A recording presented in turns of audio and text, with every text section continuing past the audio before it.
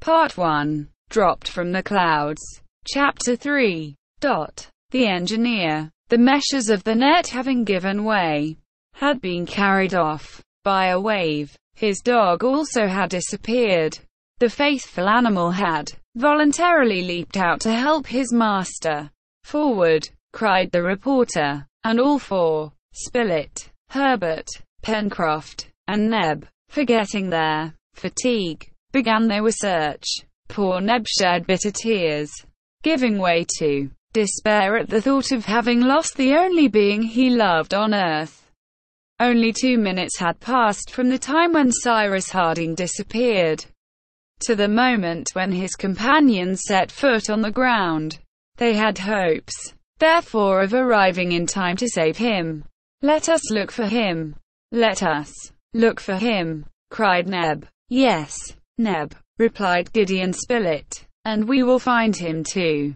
Living, I trust." "Still living? Can he swim?" asked Pencroft. "Yes," replied Neb, "and besides, Top is there." The sailor, observing the heavy surf on the shore, shook his head. The engineer had disappeared to the north of the shore, and nearly half a mile from the place where the castaways had landed.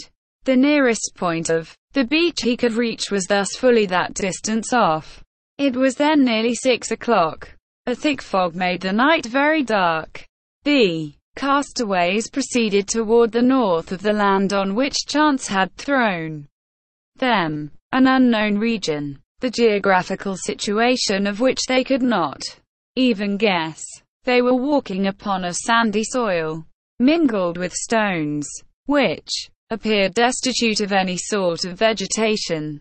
The ground, very unequal and rough, was in some places perfectly riddled with holes, making walking extremely painful. From these holes escaped every minute great birds of clumsy flight, which flew in all directions. Others, more active, rose in flocks and passed in clouds over their heads. The sailor thought he recognized gulls and cormorants, whose shrill cries rose above the roaring of the sea. From time to time the castaways stopped and shouted, then listened for some response from the ocean, for they thought that if the engineer had landed, and they had been near to the place, they would have heard the barking of the dog Top. Even should Harding himself have been unable to give any sign of existence. They stopped to listen, but no sound arose above the roaring of the waves and the dashing of the surf. The little band then continued their march forward, searching into every hollow of the shore. After walking for 20 minutes, the four castaways were suddenly brought to a standstill by the sight of foaming billows close to their feet. The solid ground ended here. They found themselves at the extremity of a sharp point on which the sea broke furiously. "It is a promontory," said the sailor. "We must retrace our steps, holding towards the right, and we shall thus gain the mainland." "But if he is there," said Neb, pointing to the ocean, whose waves shone of a snowy white in the darkness.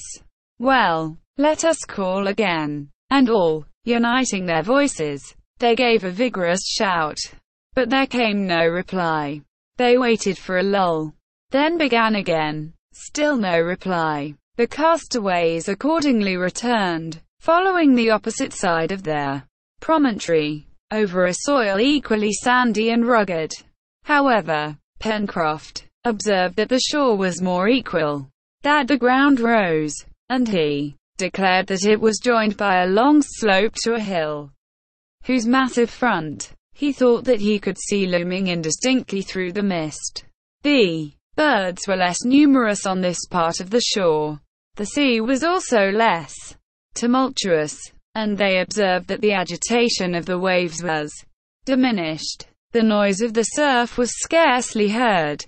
This side of their promontory evidently formed a semicircular bay, which the sharp point sheltered from the breakers of the open sea.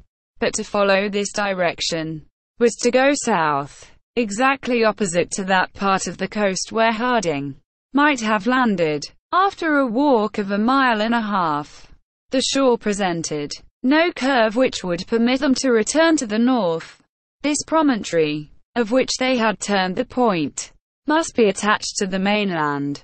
The castaways, although their strength was nearly exhausted, still marched courageously forward, hoping every moment to meet with a sudden angle which would set them in the first direction.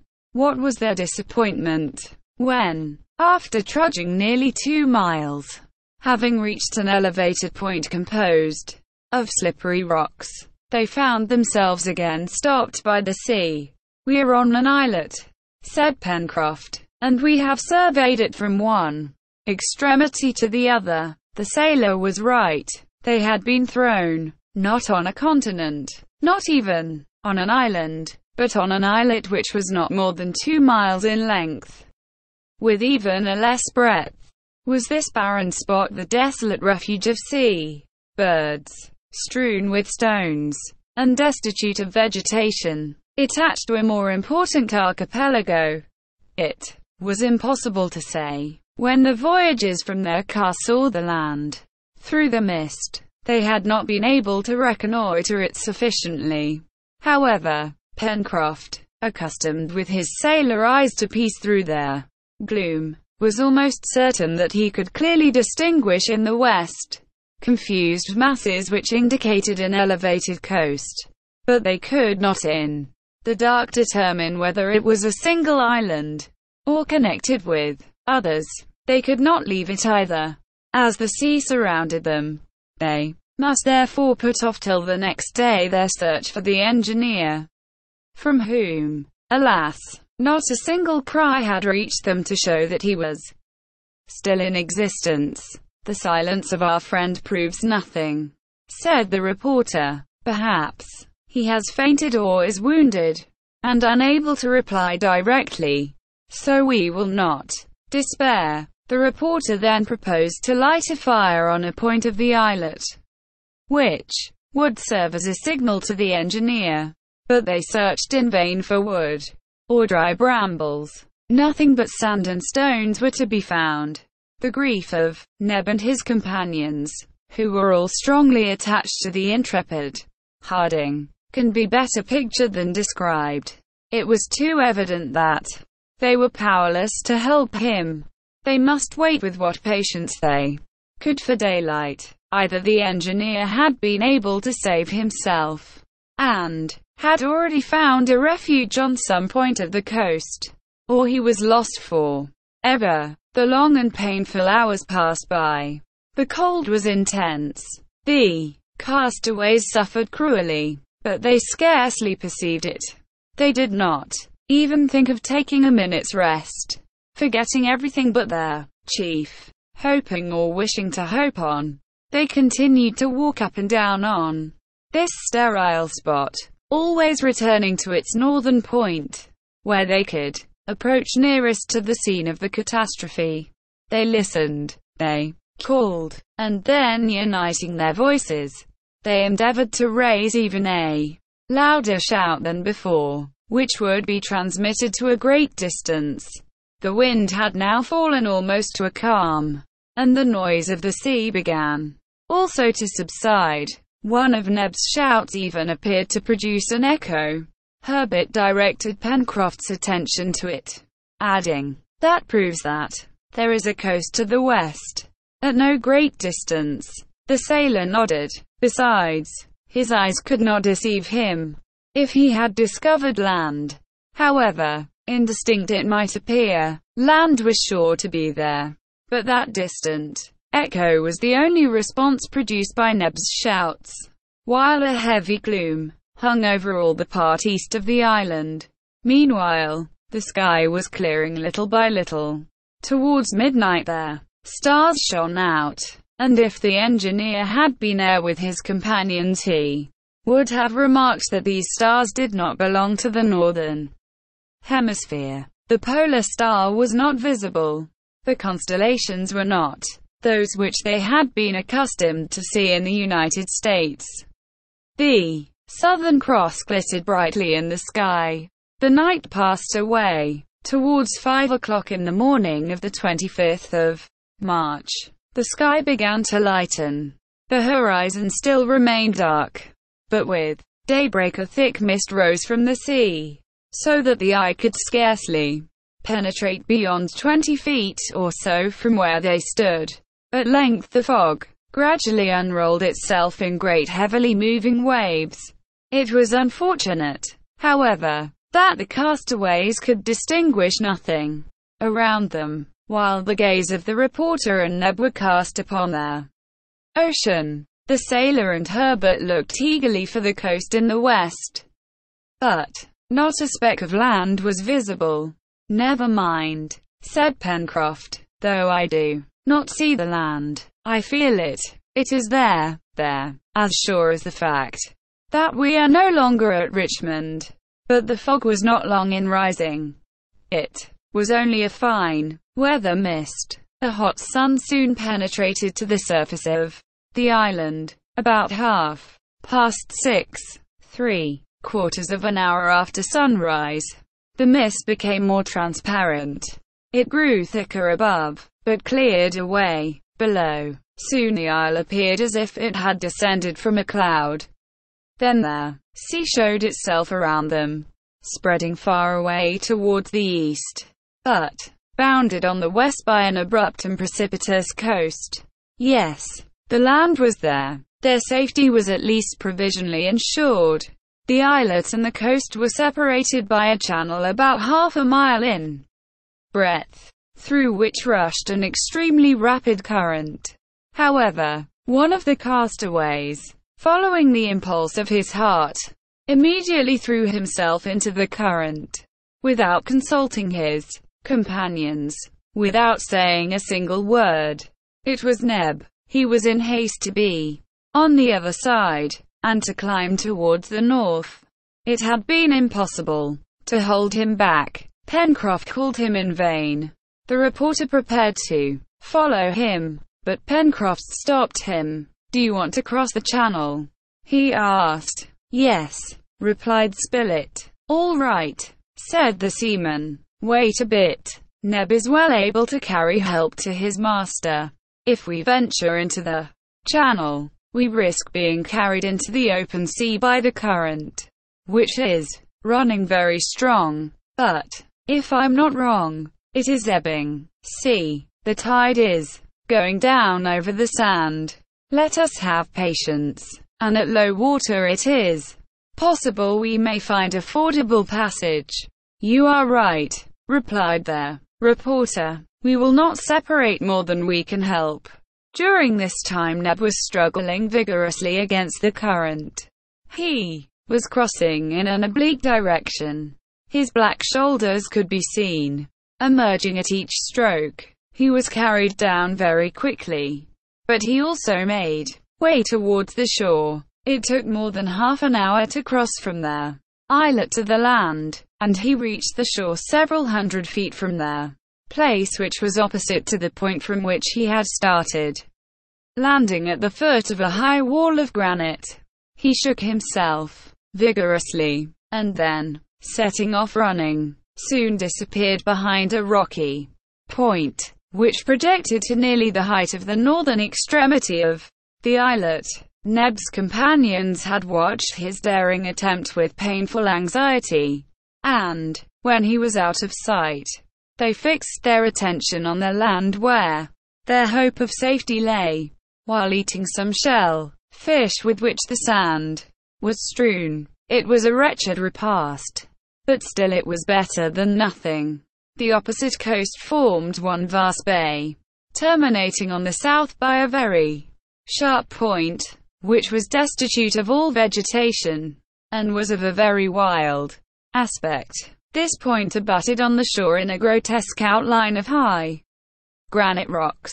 Towards the north, on the contrary, the bay widened, and a more rounded coast appeared, trending from the southwest to the northeast, and terminating in a slender cape.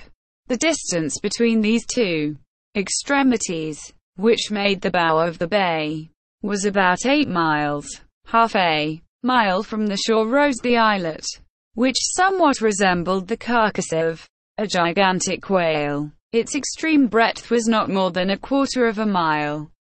Opposite the islet, the beach consisted first of sand, covered with black stones, which were now appearing little by little above the retreating tide. The second level was separated by a perpendicular granite cliff, terminated at the top by an unequal edge at a height of at least 300 feet.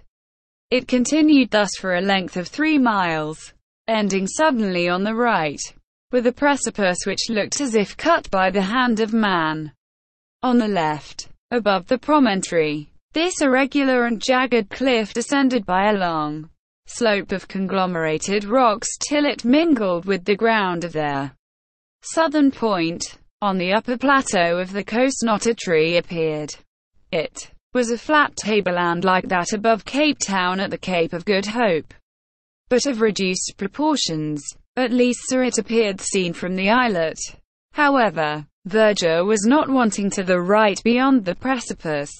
They could easily distinguish a confused mass of great trees, which extended beyond the limits of their view. This verdure relieved the eye, so long wearied by the continued ranges of granite. Lastly, beyond and above the plateau, in a northwesterly direction and at a distance of at least 7 miles, glittered a white summit which reflected the sun's rays. It was that of a lofty mountain, capped with snow. The question could not at present be decided whether this land formed an island, or whether it belonged to a continent. But on beholding their convulsed masses heaped up on the left, no geologist would have hesitated to give them a volcanic origin, for they were unquestionably the work of subterranean convulsions. Gideon Spilett, Pencroft, and Herbert attentively examined this land, on which they might perhaps have to live many long years, on which indeed they might even die, should it be out of the usual track of vessels, as was likely to be the case.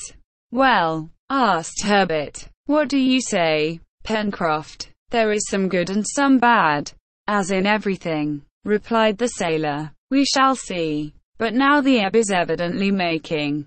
In 3 hours we will attempt the passage, and once on the other side, we will try to get out of this scrape, and I hope may find the captain." Pencroft was not wrong in his anticipations. 3 hours later at low tide, the greater part of their sand forming the bed of the channel was uncovered. Between the islet and the coast there only remained a narrow channel which would no doubt be easy to cross. About 10 o'clock, Gideon Spilett and his companions stripped themselves of their clothes, which they placed in bundles on their heads, and then ventured into the water, which was not more than 5 feet deep.